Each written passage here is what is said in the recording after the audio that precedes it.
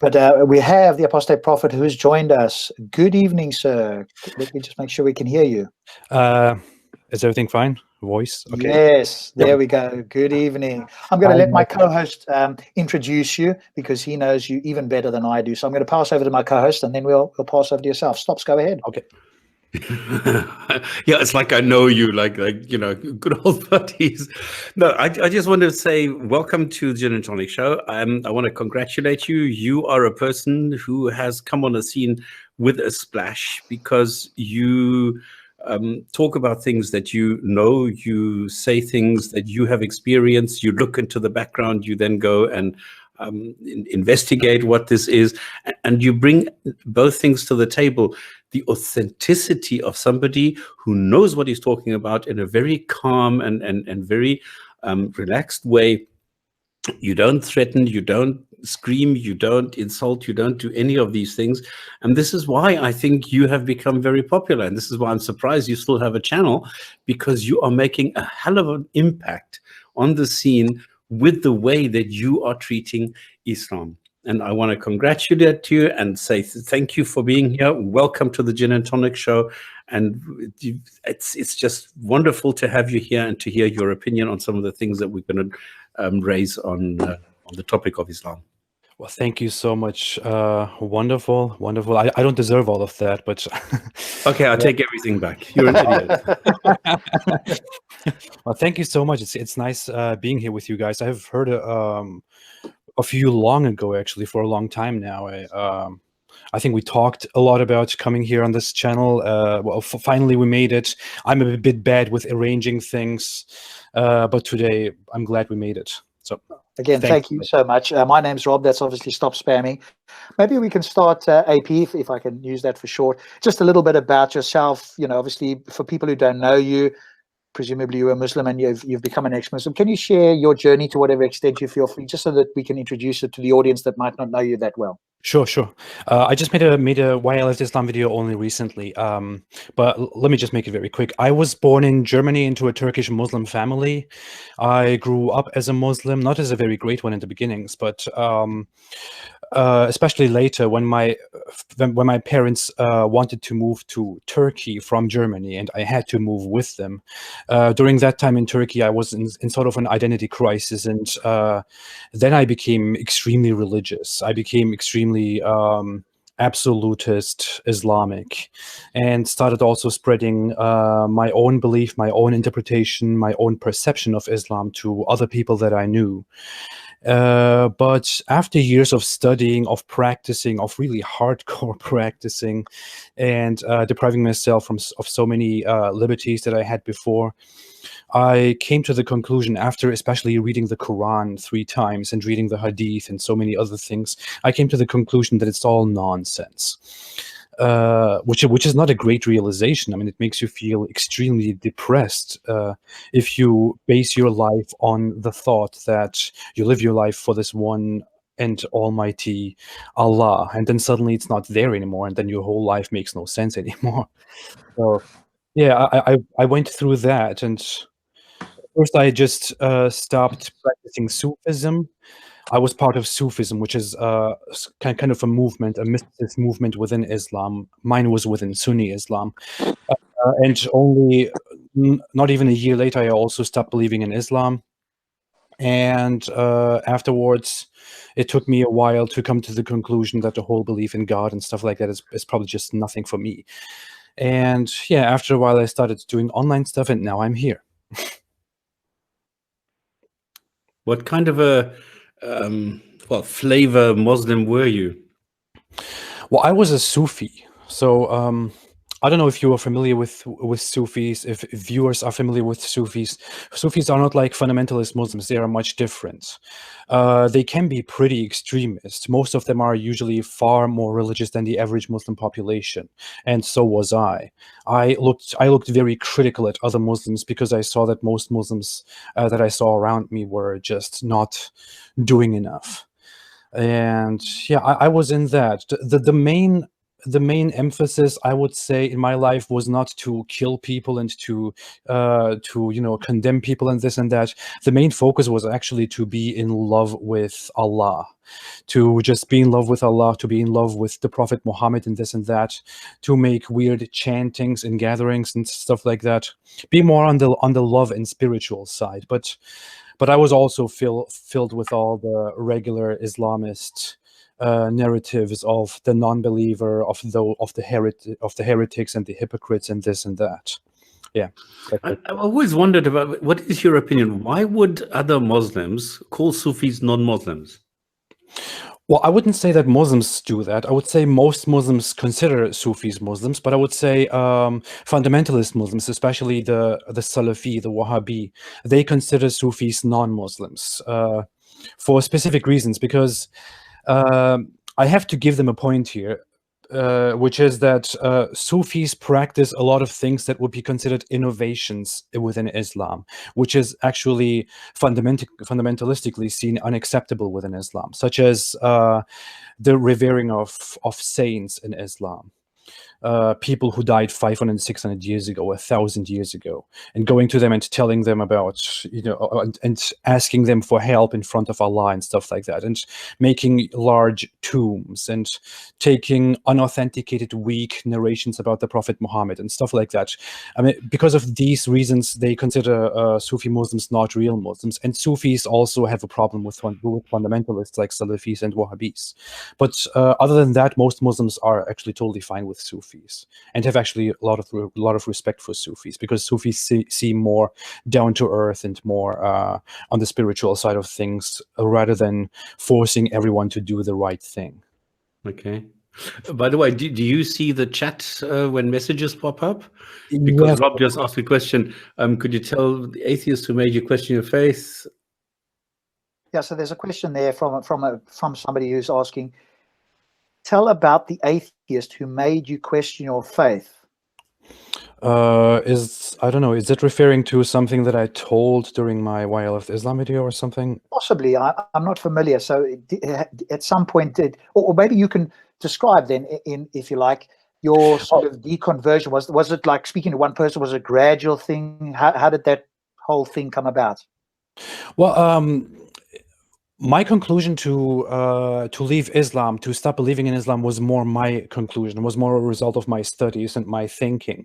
But I mentioned before in my testimony, and also otherwise, that there was that there were actually two atheists when I was still a Muslim, but one of them had a very great impact on me, which was it was still school times. I was still in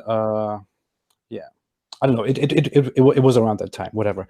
And that person, when I was trying to tell him more about Islam, about how beautiful and how great and how true Islam is, he said something like, so you want to convince me to believe in Islam? I'm going to tell you something now. And then he cited this Quran verse, which is chapter 33, verse 53, where Muhammad, where in the Quran, Allah tells the Muslims not to sit too long in Muhammad's house, not to disturb him too long after they have finished eating or whatever they're doing, and not to marry Muhammad's wives after he died, because that would upset Muhammad and would anger Allah really, really badly. And yeah, he told me about that, and that Muhammad was shy and Allah had to step in for him to tell the Muslims how to behave in Muhammad's house. And when he told me that actually shook me a bit. And when I went home, I looked it up immediately, started reading the Quran again, and thought, that's totally weird. Why would the Almighty Allah, who created everything, care about such a detail, to tell Muhammad's guest not to sit too long in Muhammad's house and not to marry his wives when he dies? Yeah, that had a great impact on me. That made me even sit down again and read the Quran for a second time and study it even more, even closer, and helped me come to the conclusion that the religion is a lot of nonsense. Yeah. Okay. If you are being accused of being an Islamophobe, what is this word? What does that word do to you? What do you think of this word? I just laugh about it. Yeah, okay. I just laugh. I can't even have sympathy. I can't even have a thing for that. I can't even empathetically go into that person's perspective and think, okay, that makes sense. I try to be often very, very empathetic when someone tells me something even critical. But Islamophobes, seriously, are you kidding me? That's something you would say to someone who, not even in that case, but you would say that to someone who lives in some weird, who lives in some corner of a Western country, of a non-Muslim country, and just hears about Islam and Muslims from his little neighbors who just know as little as he does, and then thinks all Muslims are terrorists and this and that. I mean, I guess that's the definition of an Islamophobe. But if you come and tell an ex-Muslim, a former Muslim who practiced the religion, who learned about it, who studied it, that he's an Islamophobe, then you're a joke, and I can't possibly even try explaining anything to you. Okay, exactly. Yes, I agree this is with you the as well. point. This is just to close the discussion and to just end it and just to shut you up. That's all it is. Yeah, exactly. I have nothing to say about your points. That's why I'll just call you an Islamophobe and walk away. That's what happens. Yes, exactly. I think as soon as somebody does that, I certainly lose respect as well as what you're saying. If that's because it's almost like an emotional response, and it's, as people saying in the chat here, that's a tactic to deter criticism. If they've got good reasons that they think that they can respond with, then they'll do that. The moment the word Islamophobe comes in, it means potentially that you've been too harsh a critic, too blunt of a critic, or some other thing that's made them uncomfortable, and then this word comes out as a response. Well, one thing that I saw in about feedbacks and comments about me and my channel was that some people compared me to some other former Muslims who make a rather soft approach with Islam when they criticize Islam. But I'm just not like that. I want to be honest. I want to say exactly what I think. And if people think, when I say, for example, that I'm not against regular immigration, but I'm against the idea of running mass immigration from Islamic countries, I am against that, and I'm still against that. I don't care what anyone says, and I have good reason to be against that. And because of points of that, some people might have said that I am too extreme and might have called me an Islamophobe without even listening to my reasoning, without even listening to what I say. This is the worst. Yes, exactly. But I agree. I'm sorry. Do you mind if we pick your brain like this? Sure. So okay, because there's a lot of interest from people who are watching, and one of them, okay, people are interested in Turkey in general. We'll go to that, but before we do that, Khashoggi, have you been following this? Have you got an opinion on what actually happened there? Because I don't know, this was a question from somebody who's interested how you see Khashoggi and the impact now Turkey has on Saudi. Well, it's Turkey is very lucky in that case. I mean, I haven't actually been following it that closely from the beginning, but especially at some point when it started getting interesting, it felt like a movie to me, and then I started following it. And yeah, especially when it came out, when Turkish officials came out and said, we have recordings of this, we have everything documented, we have evidence for that, and we can come out with this and show this to everyone. Then I thought, oh wait. And I wouldn't praise Turkey. Turkey's government currently is a disgusting government. And although I'm a Turkish citizen still, I will still say that I don't care.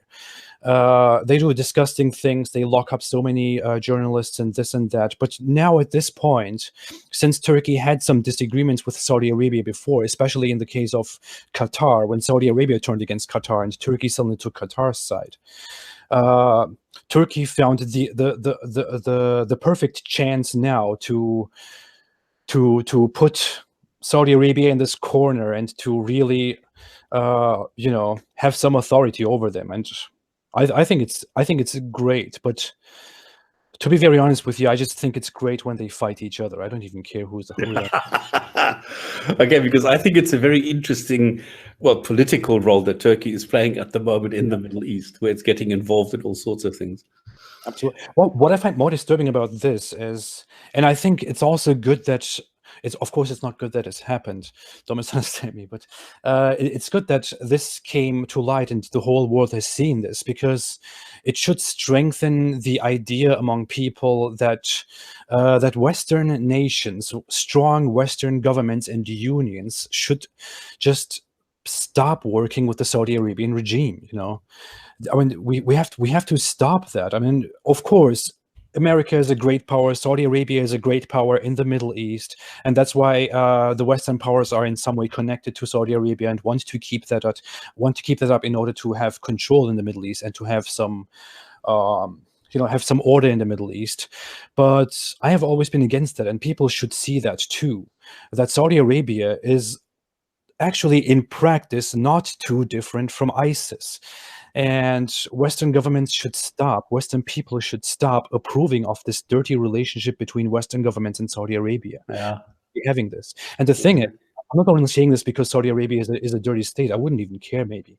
But our relations with Saudi Arabia also cause many other things, many other consequences, like Saudi Arabia establishing their organizations in the West, spreading Salafism in England, in America, in Germany, and so on.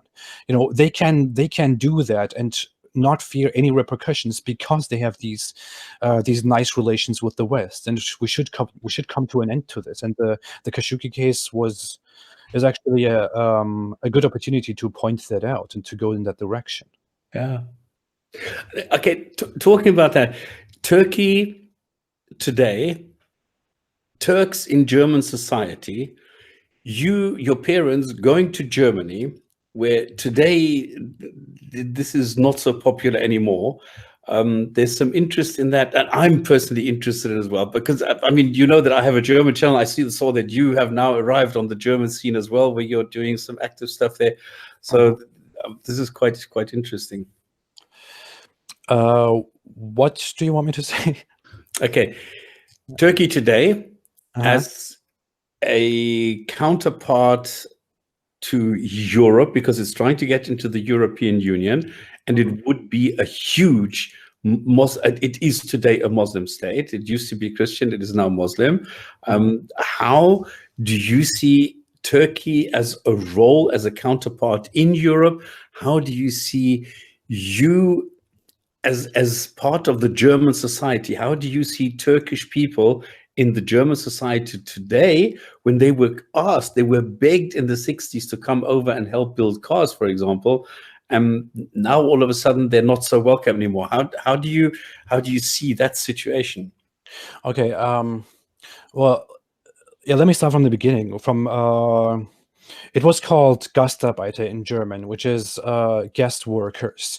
It was around that time in the 60s and 70s, especially, where Germany thought we have to build the economy, we have to stabilize everything, and they thought inviting mostly Italian workers and Turkish workers would be a good idea to Germany to let them work for Germany, because, you know, the thing is, back then, German society, even German governments, didn't have very much of an idea about how the Turkish society really was, and what the Turkish people really believed in, what the common opinions on culture, on women, and this and that in Turkey were. So they made this decision to invite those people from Turkey to Germany.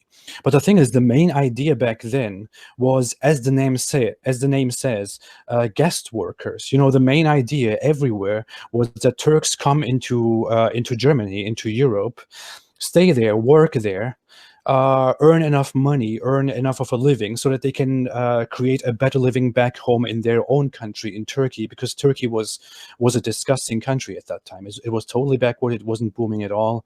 It was probably culturally very much different from the rest of the Islamic world. It was quite advanced in that regard, but it wasn't economically very promising. So Germany did that, but the thing is, Germany couldn't control the situation, so that the Turks suddenly have become permanent residents in Germany with time, because most of them have seen how great life in Germany is compared to Turkey, and of course they didn't want to go back there. They didn't want to go back to Turkey. The thing is, now Turkey has risen with with taking more control, more influence on the rest of the Islamic world, especially on imminent neighbors, on Syria and other countries. Turkey has gained more power, more influence. More Turks have settled in Europe, so that Turkey has become a role player because of immigration in Europe. But the thing is, Turkey became strong, but Turkey also rediscovered its Islamic side. People think nowadays that Turkey has suddenly become Islamic, that Islamic revival has suddenly taken over. That's actually not completely right. The thing is just that Islamic revivalist sentiments, Islamist sentiments, were just suppressed in Turkey. They were always there, but they By were, Ataturk. yeah, by Ataturk and by all his by all the prime ministers and presidents afterwards, until Erdogan's party rose to power and started getting rid of all the restrictions one by one. But 20, 30 years ago, it wasn't possible to express Islamist values, Islamist mindset this much in public. Now it has become possible, but again, it's not a revival. It's just that it was suppressed, and now it's not suppressed anymore. Now it's suddenly the government. Back then it was just the unliked part of the population. But it was inevitable, because you can't suppress such things. Those things have come to light now, and Europe is dealing with it. I don't know where I'm going with this, but I think No, this is just your opinion on the situation, the way that it's unfolding at the moment. And this is, a lot of people don't understand this if they are not living in the region, if they're not living in the country, and they don't know these things, because it's very important information that the whole thing with the Turks coming to Germany was intended to be temporary, and suddenly it just took over. It developed a life on its own, and suddenly you had a different culture, a different society within society, which is still being propagated today, where you still have some Turkish areas, you have Turkish shops, Turkish everything. In not only in Berlin, but in Cologne and in lots of other big cities in Germany, where you have this. So it is a factor that you need to somehow come to terms with. You need to acknowledge it. You can't just say it doesn't exist and we'll close our eyes and maybe it'll go away. No, you can't do that. There is such a huge proportion of Turkish people living in Germany at the moment. It's actually quite difficult to keep Turkey out of Europe, because they always want to come in and exert more and more influence. And this is the problem. Well, the thing is, the last Turkish position is actually that they don't want to join the European Union anymore, and they don't want to be part of Europe anymore. But that always changes now, because Erdogan is such a great leader to his people, is such a weirdo who just stands up and says, "Hey, America, hey, Europe, you bastard."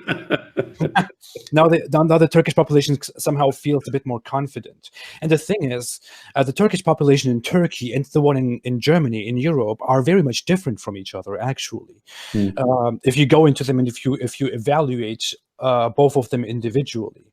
But the thing is, Erdogan and his government have created this influence on European Turks, especially on German Turks. Erdogan came so many times to Germany and told them things like, don't assimilate. Assimilation is death. Assimilation is a loss of your identity.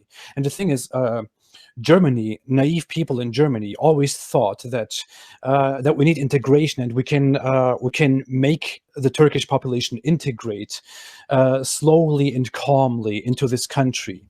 But meanwhile, those Turks trust their own country, their own president, their own identity much more, far more than they trust Germans, than they trust Christians, non-Muslims.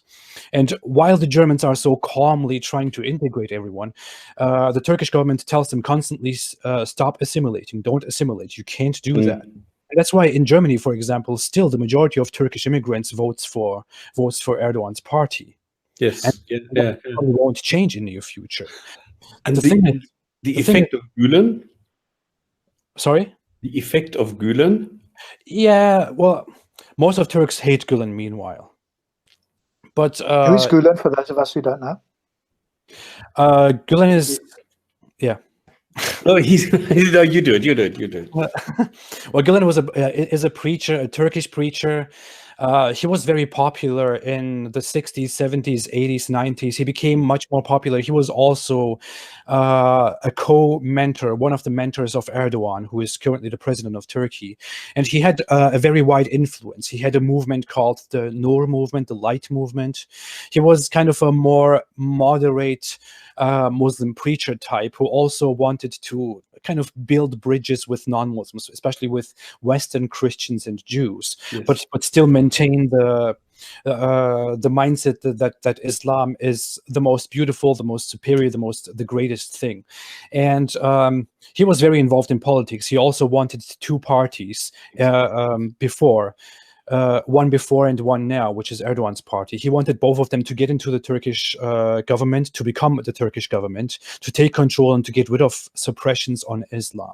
So he wanted to create more and more a safe space in the government for Islamic sentiments. The thing is that at the beginning of this century, a few things came out, like that Gulen said to his people in secret that they should infiltrate the government and infiltrate the army, infiltrate the police, and infiltrate everything you find and everything you can get power on. And Erdogan was part of that until only half a decade ago. But over some weird economic things, they started fighting. Erdogan's party and Gulen started fighting, and then Erdogan started blaming everything on Gulen and his movement. Said we have been deceived. He deceived us for decades. And then they started this war on each other, this cold war on each other. And in 2017, this, that was 2016, right? Was it 2016? Anyway, this attempted military coup happened in Turkey. And the Turkish government immediately said that it was the Gulen movement that staged this coup. And Gulen was meanwhile in America because he had to flee from legal consequences that he could have gotten in Turkey much earlier, like in the beginning of the 2000s, I believe.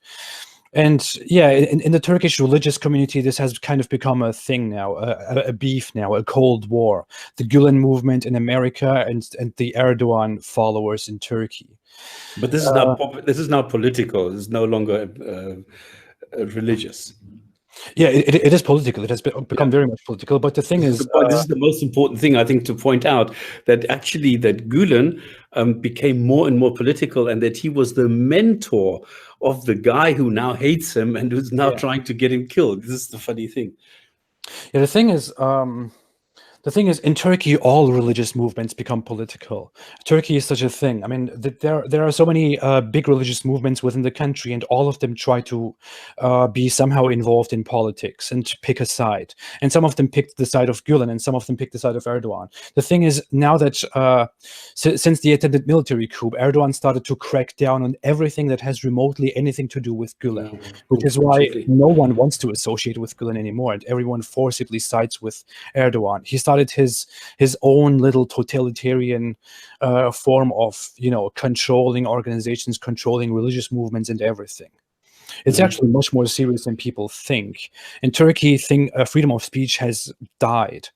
And Turks in Europe still support that. They still support this mindset that Erdogan has set up and wants to spread in Europe as well, which is pretty dangerous. I think the only solution is for Germans and other Europeans to wake the hell up and realize that you can't just change things by saying, oh, these people will just integrate within the next 60 years. You have to do something. You have to require immigration. And there's a question following on from that. A couple more questions on Turkey, and then we can move on. But another question is, what do you think of the situation between Merkel and Erdogan? More broadly, what kind of tensions still exist in Germany with the Turkish community there? Which I suppose you've sort of covered, haven't you? Yeah, kind of. Yeah. I can't think of anything left to say about that, actually, to be honest. The other question is, I thought Turkey were very secular politically. How were Islamist movements able to take hold in Turkey without being arrested? Well, I said earlier, it was suppressed. It wasn't secular. It was just, it was forcibly secular because of Ataturk and people after him. They suppressed Islamic sentiments and upheld secularism. But now, after 70 years, the Islamists have started to take control again and to get rid of the secularist restrictions, and that's why it happened. It's actually not that complicated. It's a consequence of oppressing religious sentiments and making them revive again at some time. That was probably a mistake on the Turkish secularists' side. I don't really want to go into the Turks and the Kurds, because then this is going to take 2 hours to discuss this. That's like Israel and Palestine. Yeah, exactly. So I don't want to go there. Let's go back to Islam. Did you study Islam, or are you doing more on Islam now that you have left it? I wouldn't say I'm doing more. I'm just, I would say, I wouldn't say I'm doing more. I would just say I'm still studying. I'm still studying it intensively. I don't think it has become more now than it was before. The thing is, just my approach has become very different after I left Islam. Before I left Islam, I would sit down, take books from old mysticists and old Islamic scholars, and would sit down in the morning without any sleep, and just read through it and feel so emotionally moved by it, and just accept all the things that were in there, and with minimal skepticism in my head. But now I just do it much differently. Now I sit down, if I want to talk about a topic, even if I know about it, I sit down, open all the sources again, compare everything to each other, and come to the best conclusion, and try to stay objective in that, while also, when creating the video, including my stupid remarks, of course, and my opinions. No, I think that's welcome. It's a lovely mix. I really appreciate it. I love it. And talking of which, what sentence in the Quran would you say is the most idiotic? The most idiotic? Oh. Well, I would say, I don't know, I haven't thought, I'm not very good with examples, I haven't thought about this very much, but I would say one of the most idiotic things is chapter 9, verse 29. No, chapter 9, verse 30, where Allah, the Almighty Allah, says, the Jews say Ezra is the son of Allah, which no Jew ever said. Yeah. There are some Jews which hold him in high esteem, but there isn't. Yeah, well, it's not a son of God. No, Jews might even have said before son of God, but the thing is, son of God in Judaism, in Jewish tradition, doesn't mean son of God. Son of God simply means a very holy person, like exactly in a metaphorical way, like God has taken him very close to himself. He favors him. That's what that means. And the Quran, the author of the Quran, apparently didn't get that reference properly and thought, oh, they think God has a son. Well, for me, it's definitely 273, where if you slap a corpse with a piece of steak, you can revive it. Let's ask you something else. Presumably, okay. AP, you get these questions very, very often, because most often I think you would probably have come across the claim by Muslims against ex-Muslim, which is you can't really have been a proper Muslim, a knowledgeable Muslim, or whatever the case is, to have left. And here's the question directly from the chat, which is, how knowledgeable was this guy, in inverted commas? Sorry, the sound was just lagging. Oh, sorry. The question directly from the chat was, how knowledgeable was this guy to leave Islam? In other words, they're trying to test your level of knowledge as to why you left, because you couldn't really have left if you really understood Islam, quote unquote, properly. Right? Yeah. Well, the thing is, Muslims have this thing, especially online Muslim apologists, especially the fundamentalist ones, always have this idea that you have to go through some official Islamic study to get a degree in Islam, to do this in Islam and that in Islam, and go to all those crazy schools, spend 15 years studying Islam and being recognized and certified by major Islamic scholars and stuff like that, which is just an excuse. They don't demand the same thing when someone converts to Islam to begin with. And Islam is not rocket science. Islam is actually a very easy thing to study. I know some people, especially some reverts, so-called reverts, who have big Discord channels and do big activities here on YouTube and other social media platforms as well always assert that you have to go through these studies and, you know, speak brilliant Arabic and this and that, but that's absolutely not the case. Islam is a very easy thing to study. If it wasn't, the Quran itself wouldn't say literally that it's easy to understand and very clear, and just tell you to use your mind, just to read it, to understand it, to follow the word. It's really not hard to understand. The things you require, the things that are required to really understand Islam and to have an opinion about it, is to read the Quran. I have read it 3 bloody times. I don't want to use the F thing anymore in channels. I have read it 3 times. To read the Hadith in context, you don't even need to read it. You don't even need to read it in the context with the Quran. You can just read through Sahih Bukhari or Sahih Muslim, or you can read the book Kutub al-Sidda, which is the collection of major, important, authentic hadith. You can read through those, and you can just use your own mind, especially if you are an above-average intelligent person. It is really a very simple thing and requires only reading and thinking to really learn Islam. I have always wanted to become I have always wanted to be the best Muslim that I could be, and to know everything about it, to practice it, to argue with other people about it.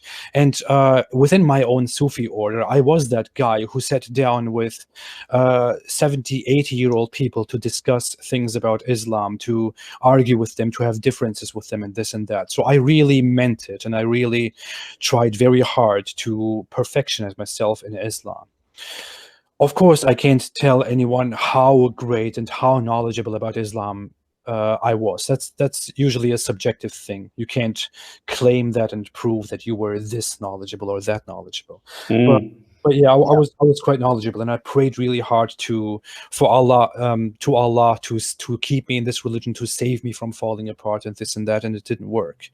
And just by using common sense, I came to the conclusion that it's nonsense.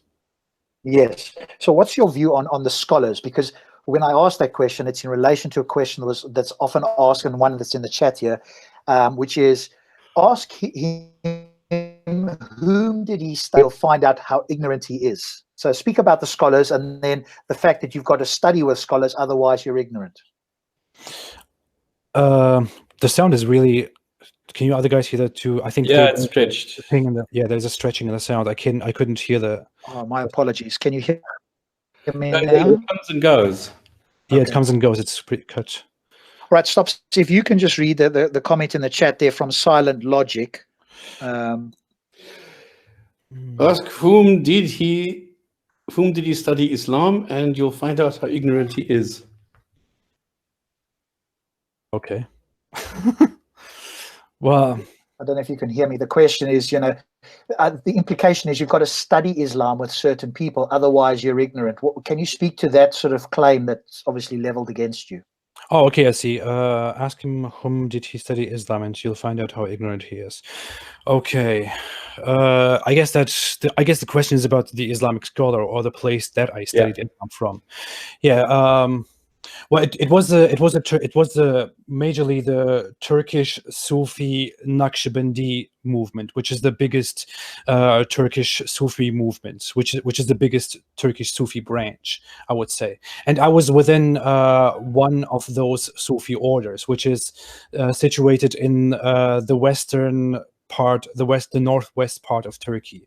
I wouldn't be able to give you exactly the name of the place I studied Islam, because the thing is, those orders are very small and very small situated. They have very many branches, so I wouldn't be able to say, oh, it was exactly that one, because my family members and other people are also there, and I wouldn't want to ever get that out in public. But yeah, it was a Naqshbandi order in Sufi Islam, and if people are familiar with Sufism and the Naqshbandi side of Sufism, then they would know that that Islamic knowledge and the seriousness of studying Islam is very high in that. And what is it that kept you there? What was the most fascinating thing for you? Was it something that got you into a positive feeling, or was it more that you were afraid? No. Well, the thing is, initially I entered this Sufism movement and Islam, the Islamic religiosity by a tragedy that happened in my life, as it happens very often in people's lives, which is that my aunt died, who was very close to me, and I had a lot of conversations with her about Islam, about valuing Islamic principles and stuff like that, and both my aunt and me were not religious before. I was a communist. And oh shit! Why did you say that? I was a communist, and I came to realize very much later, after I studied and read through and thought through communism too, that it's nonsense. But what attracted me most about Islam was that when my aunt died, I came to the realization that everything is just temporary, and living by yourself for this world, establishing economic structures and this and that probably makes no sense, because what will happen to us when we die? Where will anything go? Where will everything end? You know, and I don't know, all those thoughts made me think more about Islam, more about praying, and the feeling that you have when you pray to Allah genuinely. And when I tried it for the first time, especially when I attended a Sufi practice, a Sufi ritual for the first time, many people might not have seen this, others might know. Sufi gatherings are mostly things where people sit together, connect to each other, and either chant or whisper or silently connect to each other and to Allah and the Prophet. And it's meditation, isn't it? Yeah, kind of, sort of, yeah, except with chanting. But it felt amazing. I was so amazed, and that was the point where I thought, okay, I'm gonna go into this. Okay. And I started studying, and it was just beautiful. I just could totally relate to to Muhammad, to connecting to Muhammad, to being a slave to Allah and this and that. I was really in that. You know, when I'm now such a fierce critic of Islam, it's hard to believe, but I was really so involved. But now, talking about Muhammad, how did you learn about him? What did you read, and what did you learn about the person? And looking back at it now, was it that you were just given the chocolate side and the rest was simply just kept from you? No, it was actually not. Well, the thing is, if you grow up as a Muslim in a Muslim family, obviously they teach you some things and don't teach you other things about Muhammad. You know, like they teach you how Muhammad was oppressed in Mecca by the Meccan polytheists and had to migrate to Medina and had to fight so hard for the one true message of Allah. And you are so indoctrinated by how that was the absolutely true message that he needed to spread, and he needed to destroy the idols for Allah. And you don't even realize until you think further about that in the age of reason, how that makes no sense at all. When you think further about it later, when you read the Islamic sources, when you read the Hadith especially, you find out a lot of embarrassing things about Islam and Muhammad. For example, that the idea of veiling the women came actually from his companion Omar. That was a Quran revelation that came after his friend Omar insisted so many times that Muhammad should order his women to cover up. That's pretty weird for a messenger of Allah, of the Almighty, all-knowing Allah. And you start thinking further about a few things, like Muhammad in Mecca destroyed the idols of the polytheists and reinstated the one true belief in God. That's great if you grow up with the indoctrination that Islam is the one true religion. But if you are a polytheist, or if you are an atheist or whatever, and you look at that, you will see that Muhammad destroyed the Islamic holy places of the polytheists, destroyed all their holy idols, forbid them from entering those holy places, sent them away, killed them, oppressed them, gave them two choices: convert to Islam or die, and said Allah is now the only thing that is accepted here. It suddenly doesn't sound so nice when you start thinking about it from a rather rational point of view, instead of from an indoctrinated point of view. And yeah, so many other things, like that women weren't actually that oppressed in the Islamic in the pre-Islamic Arabia. Like first wife Khadija was actually a pretty damn rich woman, and a very respected one, who even funded Muhammad's campaign all the time and stuff like that. And you see how you see all the things about wife beating, about marrying a 6-year-old child and having sex with her when she's 9, and this and that. It's just when you start thinking about it without the indoctrination, being a bit more rational, it just all seems so dirty and weird. But it's surreal, isn't it? What is your sentiment, actually, your opinion? How did Islam actually start? You mean with Muhammad? No. Okay, let's start with Muhammad. Have you ever thought about this? Because I went and looked at this and I couldn't find any evidence that he existed. So what is your sentiment on that? Well, the thing is, there is actually, I know many people say this, many people who are critical of Islam also insist that there is absolutely no evidence on the existence of Muhammad, but there is actually some evidence to the existence of Muhammad, which is one of those is, for example, Jacobi doctrine.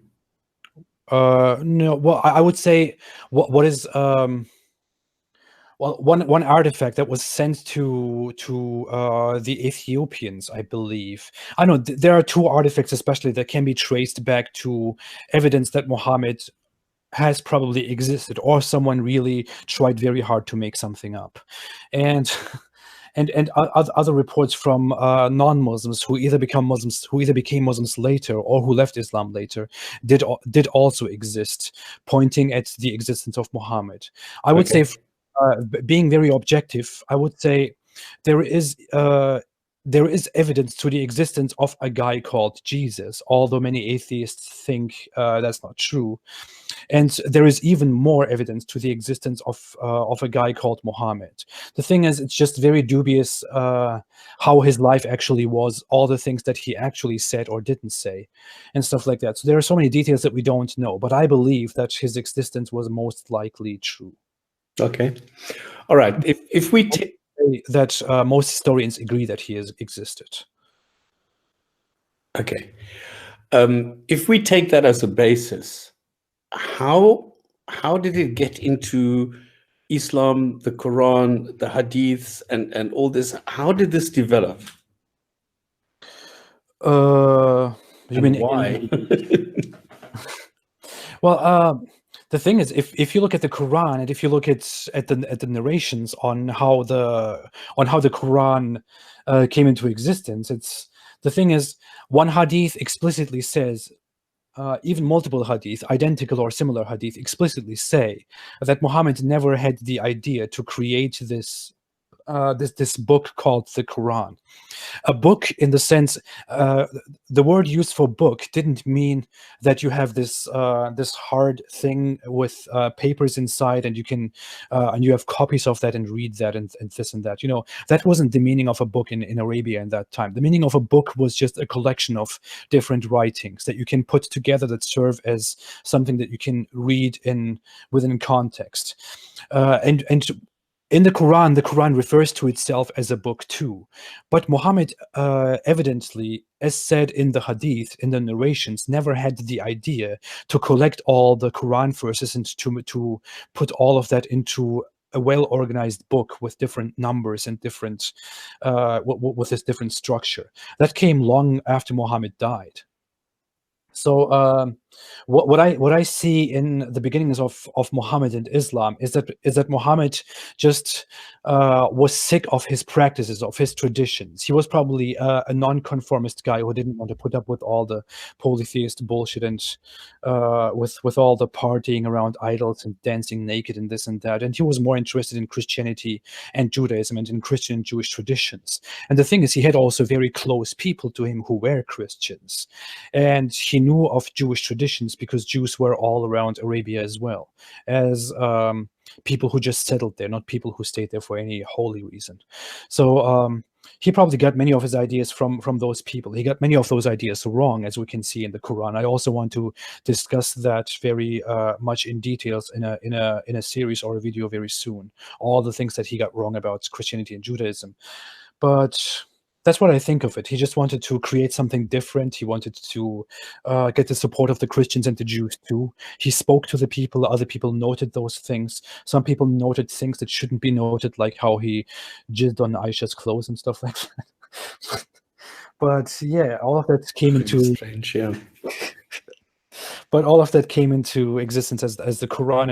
It later became Islam. But I think the Islam that we know now is more a result of the caliphates long after Muhammad, not very much a product of Muhammad himself. I don't even believe that Muhammad ever thought it would be possible to spread Islam this much.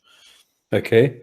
Now, if you take all this information that you have now, if you take a look at all the things that you have gone through, where you are more rational now and you use reason more than emotion, is that something that you would attribute to the fact that there are more and more ex-Muslims at the moment? Or is it just that because we have social media, we hear more about them or of them? No, I do believe we have also proof that there are more ex-Muslims. I believe the internet is the most brilliant thing that has happened in history so far, which we always say when something happens in history. But the internet is an extremely brilliant thing, because it suddenly has increased our development, our understanding of the world around us so quickly, in such a great way. And of course, it helps people around the world gather more information, have more intercultural interactions, and make people see the differences between religions and cultures. The rise of ex-Muslims is a thing. I wouldn't say that's only, I wouldn't say we only see it that way because we hear more of those people. But even if we just look at studies made by Gallup or by Pew Research or by other organizations, we can see that that more and more people in the Islamic world identify as less religious, or as only identifying as Muslim and not really following the religion, or saying, I don't believe in Allah anymore at all. And those numbers are getting higher and higher. And I'm saying this wherever I go, and I'll say it again. But we have seen so many reports. If you just go on a Google search from Saudi Arabia, from Jordan, from Turkey, Indonesia, and so many other countries, where even religious authority themselves have started warning the population about the rising danger of atheism and Christianity, apostasy. And well, I mean, come on. I spent a lot of time in Doha and Abu Dhabi, and we had people in the office who simply didn't care. They went out with us in the evening. They went out to clubs with us. They went and ate with us during Ramadan. They simply did not care. And when they came to me, and they said, okay, how many days did Allah take again to create the earth? Was it 7? And then I had to tell them, no, it's 6 or 8, depending where you read and things like that. So they knew very little about Quran and about Islam, and they didn't worry about it. For them, it was a cultural thing. For them, it was just, you go on a Friday, you have your social life at the mosque, you meet some people, some brothers, cousins, and things like that. And that was it. They didn't care about the religious aspect of Islam. They didn't worry about heaven and hell. Come on, this was stupid. That's it. This is what I see now, that more and more people are coming into this internet sphere and saying, excuse me, I never heard this about Islam. And suddenly they are being confronted with facts and with things from within the Quran, like exactly what you are doing. That's why I love your approach, because you are taking what you look and you say, excuse me, this doesn't make sense. I never heard this before. Let's go and take a closer look. And that's what you're doing. So that's great. And this is why I like what you're saying. Okay, you've already said what you're going to be doing next. So this is the whole profile of what your channel is going to be like. So you're going to continue looking at the facts and delivering more background information. Yeah, well, I would say, to be very honest with you, at the beginnings, my intention wasn't to inform Muslims or skeptic Muslims about all the things they need to know on Islam. At first, my intention was to inform the non-Muslims about Islam, but later I realized the potential of my reach and what I can do with that, what I actually need to do. It's a responsibility. And then I started to address more things that skeptic Muslims, or even convinced Muslims, or ex-Muslims who still have doubts, to present things that they need to know about Islam, things that they haven't thought about before, or even things that they knew about, but they didn't think about those things in a different way. objectively with a free mind, rationally, and that has sort of become my main thing around these times. That's what I'm trying to do, and I think it's a good approach. I think Yep. a lot can be done with that, because that's how I left the religion. How do you see this current thing? I mean, for me, it just reeks of desperation, where they go and they say, well, you know, science is still on our side and things like that. And then on the other hand, you have Sinead O'Connor, or you know, how do you, when you see these things, how do you slot them? Well, you know, the thing is, I would say 100 years ago, 200 years ago, no Muslim cared about the image of Islam, about that it's represented in the world, that it's presented in the world as a brutal and aggressive religion that can't be combined with common sense and science and this and that at all. That's a quite new thing that only started a few decades ago, because Islam suddenly started to connect with other religions, to make interfaith relations and this and that. And especially 50 years ago or 40 years ago, the Islamic organizations, the OIC, started kind of determining the international image of Islam. And that's also when people started, especially after 9/11 now, for the last 2 decades, that's especially when people started to try and more bring science and Islam together, and deliberately misrepresent Islam in order to make it look like it's totally in accordance with science. Although if you look at it rationally, without taking any sides, anyone can see that it's not. It's complete nonsense. And it even started. I made a video about that very recently, actually, about what the Quran says on the sun sinking in a muddy spring, and the moon emitting its own light. In both cases, you can take the Sahih International Translation, for example. If you look at all the translations, all the translations of those verses of the moon emitting its own light or the sun sinking in a muddy spring say exactly what I just said and are scientifically considered complete bullshit. But the Sahih International Translation, for example, which started coming out and being edited only recently, suddenly includes things like as if the sun is setting in a muddy spring, or calls the light of the moon a reflected light. So you see that in the recent times, Muslims have started to more and more defend this religion in any way possible and allow in no way the religion to be at fault. But the thing is, at the same time, we are also waking up. At the same time, I'm doing my part of the job. Many other people are doing theirs, and many more people are getting to realize that this religion is just nonsense. Yeah. It's not. Well, it's not scientific. It's complete nonsense. About Sinead O'Connor, I don't even want to. That was not serious. What a nut job. Okay, but yeah. Okay, but now the feminist in me is coming out, and I need to ask this, because we were starting to talk about this earlier, about female genital mutilation and things like that. Let's start very soft. What is your stance, or how do you see the development of women veiling themselves when they come to a non-Muslim country? Can you elaborate on that question? If a woman leaves Oman, gets on a plane, and she arrives in London, and she's a pretty girl, and she's running around in abaya, and she sees the other pretty girls running around Hyde Park in their little next to nothings, and she has to run around in niqab or abaya. How do you see the impact of the society that they come to on a woman that arrives in the country? How would you think she would feel? Well, I don't know. It's a very complicated thing that I think about so often. I'm still thinking about it. That's why I don't want to. I even don't want to talk much about what I think on things like burqa bans and this and that, because the whole issue, I think about it so often. Try to have empathy with those people. But yeah, to a bit closer to your question, actually, I would say most women that I have seen, that I have experienced, coming from the Islamic world into Europe and seeing those people run around like that, dressed like that, going to parties, talking about each other's beauty, getting compliments and this and that, many of those people start having many complexities in their head about their own lifestyle, about their own restrictions in their own life. Right. Not even in Europe.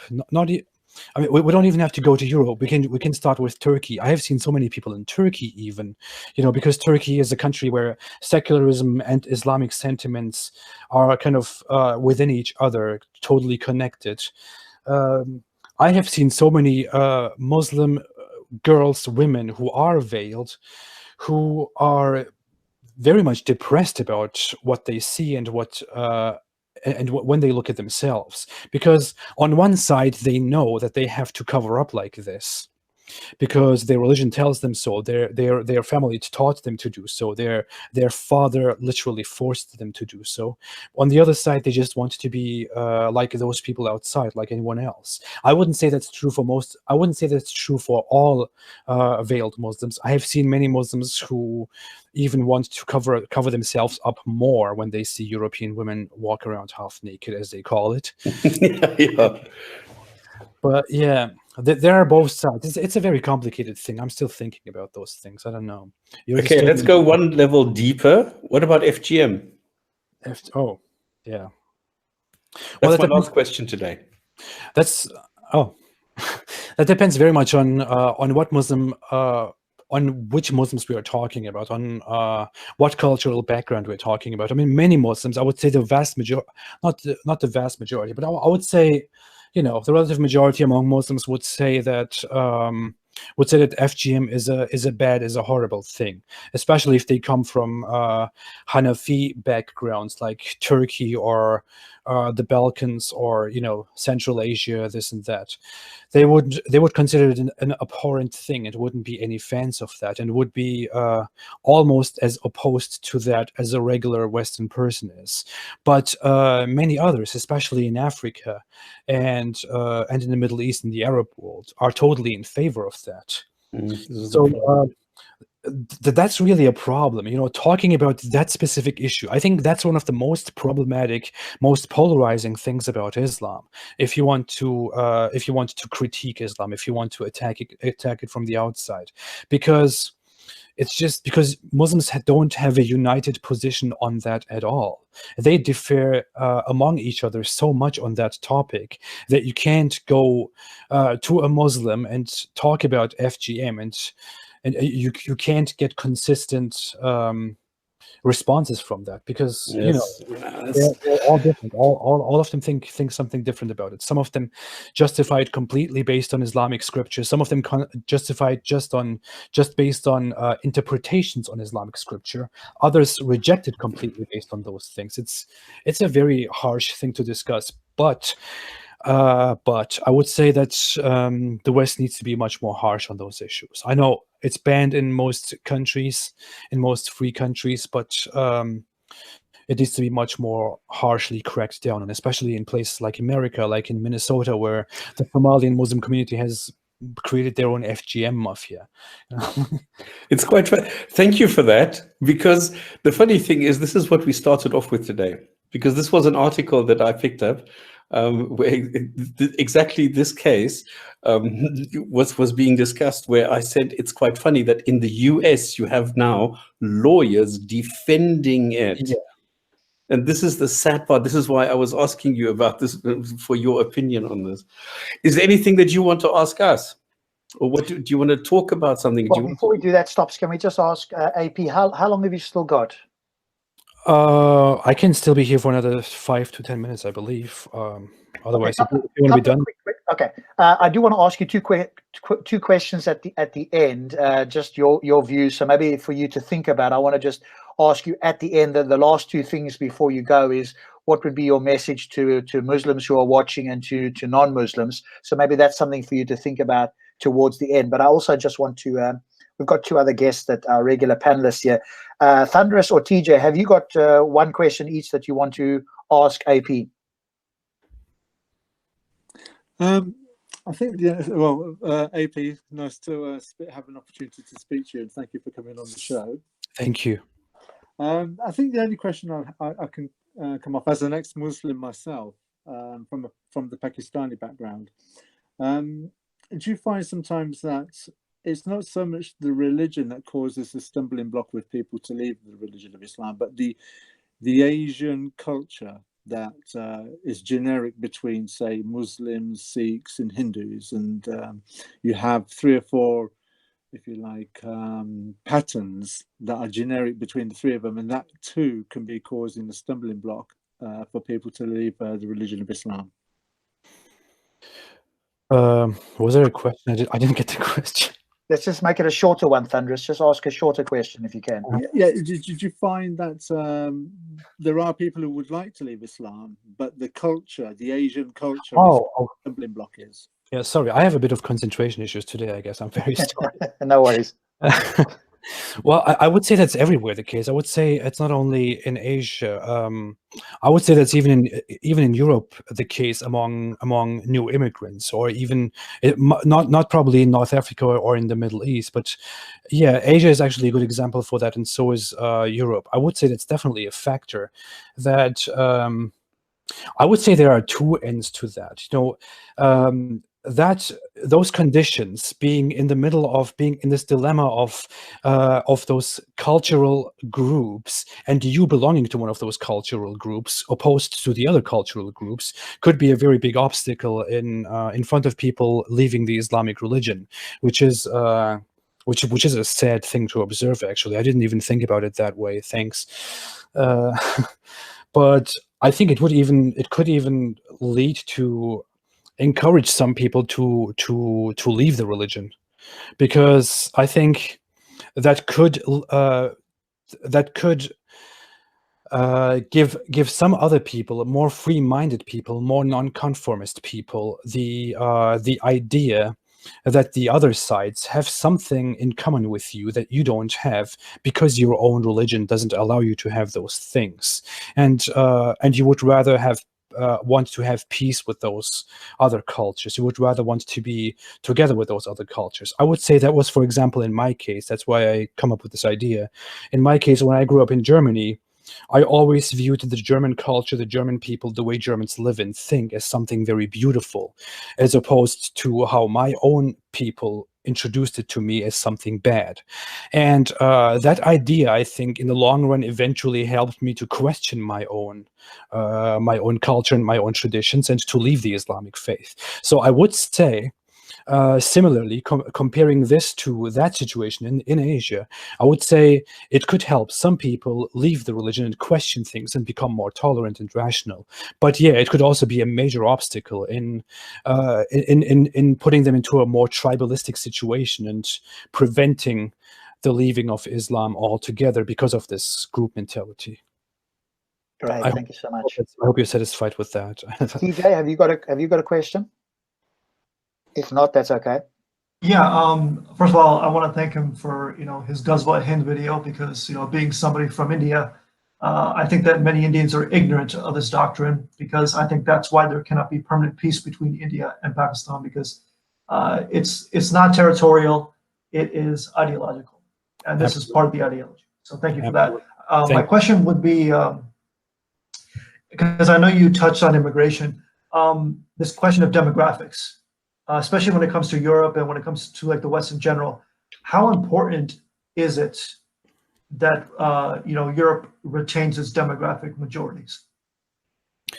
I would say it's very important. I mean, the thing is, there's always a dangerous thing, not a dangerous thing, but a very sensitive thing to talk about. Because if you give one opinion that is somehow, in some way, or can in some way be considered close to the much demonized far right, then you can directly call me a racist and a far right and a xenophobic and just shut me down immediately. But I would say that it's actually very important for Europeans to protect the demographic picture that they have right now, or even the picture that they had before. Because the thing is, I'm not saying this because I believe that white people are divine creatures that shouldn't be poisoned by different races and stuff like that. That's not at all what I think. But what I think is that culture plays a very great role, and you don't have to be a European far right guy or whatever to agree on that. You could also be a regular Muslim guy, a regular Hindu, a regular this, a regular that. You could be anything. To see that your culture definitely plays a huge role. Your traditions, your past, your history, and your community plays a great role in shaping the norms, the current norms of your culture. And undoubtedly, the Western culture has proven to be very, very much more successful, far more successful than surrounding cultures like South America or Eastern Europe or the Islamic world, North Africa, and so on. We have values of freedom of speech, of freedom in general, of tolerance, of accepting homosexuals, even if you don't like it, and stuff like that. And that's a result of the culture that we have. If you now want to recklessly change those demographics and go into the demographic shift and accept a different cultural group in masses into your country that has complete different views on those things, then your culture will inevitably change and you won't like it. You can be on the far left of the political spectrum or anywhere. You can be in the middle, you can be on the right. You won't like it because you have values, even if you are on the left or on the right. You have values in your country that you have because you are in your culture, in your country. And those people don't have those values. They don't share those values. This is not a hateful thing to say. This is basic rational thinking. And I think I certainly agree with you. And I don't think it's far right to point that out, that countries are entitled to protect their borders and what they feel is their culture, to welcome other cultures in. But as Australia said at some point in the past, I think it was with the female prime minister, she said that was a Christian country. You come in here, you follow our values. We don't mind having you here, but where your values and ours conflict, our values take precedence. And I think that's the message that you just never hear and would never hear in Europe or the UK or whatever the case is. Yeah, I wish. Well, you can hear it in Poland, but yes, exactly. But then, of course, everybody labels Poland far right. So that's why so many people are terrified of saying anything, as you quite rightly pointed out. That you get labelled with this. People can't argue against it, so it's easier to throw a label. So a couple of quick last questions. I want to be quickly very fair about this. I want to be very fair in that I want to say that there is also some fault on people on my side who think the way I think. In that we could explain far better what we think and why we think the demographic shift is not a great idea. I think many people, when we say that demographic shift is something to be afraid of or to be that we should be careful about, they think immediately of racism and white supremacy and this and that, and then don't want to listen to it anymore. And the side that makes those proposals also doesn't want to talk about it much longer. I think we should just try to communicate much better with each other and try to communicate the reasons why we think these things. We don't hate each other. People who hate each other are a tiny minority in the population, and no one takes them seriously. Yeah, no, I agree, and presenting that message, repeatedly is necessary. I agree, because otherwise, we just allow people to paint us with a brush if we make these comments. So I totally agree. A couple of last questions. One, do you ever do any, or are you considering any formal debates or informal debates with Muslims, or do you purely do videos, or do you engage with Muslims in some formal or informal settings? Well, I have Muslim friends, obviously, many actually, but in terms of Islam discussions, I don't very much. I actually tried to contact two quite well-known Muslim apologists, Muslim talkheads here on YouTube or on other platforms that I contacted them very peacefully, said, hey, it would be nice if you could have a discussion about things. It didn't really work out. They don't really approach me the same way I approached them. They usually think I insult their religion, so that they have to treat me like I don't know, Hitler or something. But yeah, I'm not very open to debates, to public discussions with Muslim apologists, and I've said that from the very beginning, which is, and I simply don't think that's a great thing to do from my side, because I don't think a fundamentalist Muslim audience that supports those people who are also mostly usually fundamentalist people are not a great target audience. I think I wouldn't like to spend 1, 2, 3 days on concentrating my whole energy on that, and then have no one change their mind and let them celebrate some form of victory by insulting me, like it happened only recently between David Wood and Mohammed Hijab, where David Wood was a complete gentleman. Mohammed Hijab started insulting him personally on so many levels throughout the entire time, and afterwards he's suddenly the guy who won the debate. Yes, I mean, the only thing I would say to in response to you is that, you know, it's not necessarily, hopefully there's other people, and I guess it depends who your target audience is. Oh, for us, for me, certainly in the Gin and Tonic, we hope it's people who are attempting to think critically, Muslims who, I'm sure you've come across many of them, who are, you know, questioning things and want to hear different perspectives. And those are the people that I think potentially could be reached. But I do take your point, you know, that I would say it's a waste of time.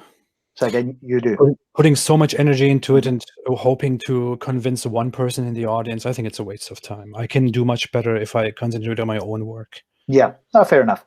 So just to finish off with then those two questions I'll ask you to again, thank you so much for joining us. To kind of finish it off, what message might you give, you know, general message would you give to Muslims who are watching, and then perhaps a second message to ex-Muslims as your sort of parting words, if you like? Well, thank you so much. What I wanted to say to Muslims, I actually want to make this clear soon. I'm just trying to put it together what to exactly say, but it goes kind of in the direction. I just want to say, Muslim viewers, I used to be where you are right now. If you see people criticizing Islam, if they are ex-Muslims, non-Muslims, even reformist Muslims, and you see them criticizing Islam, it's totally fine if you are offended as a Muslim, but that's not the right reaction. That's not the right response, because I would say your religion essentially your religion and its fundamental scriptures insults and criticizes other people too.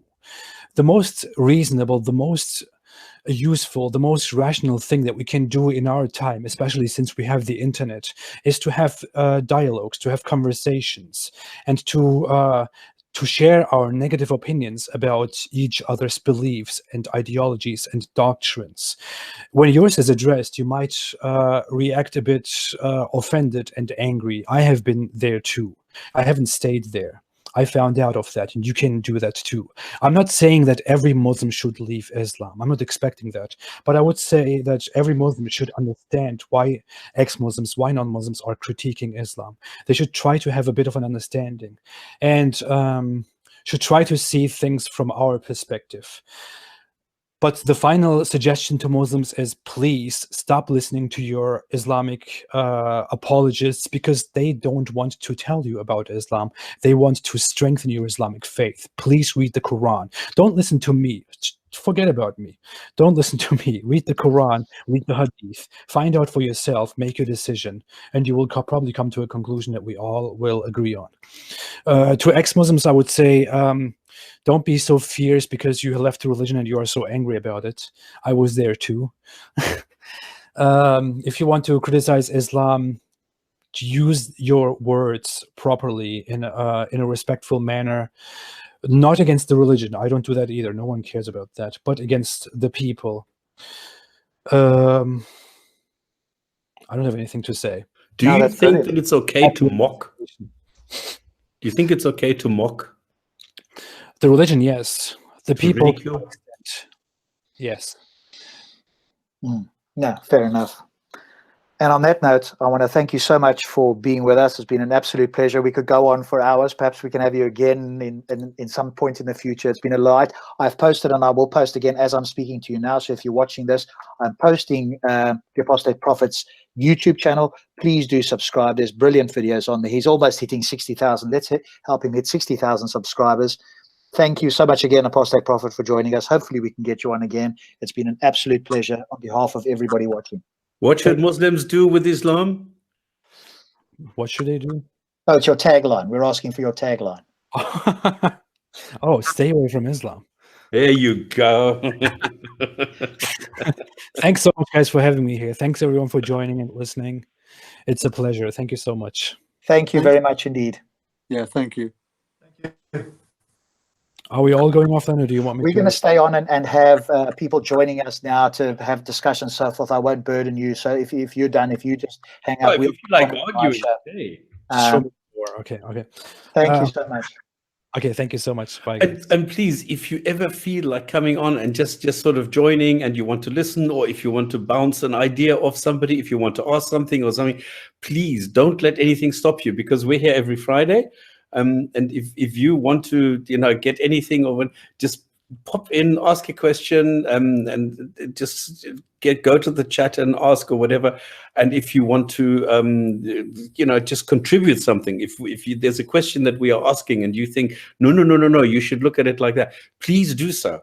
Because I love being corrected. I love being, I like to learn. So that would be great. I can totally creep in or just come in and yell at you people or something. I might. Anytime, you're more than welcome.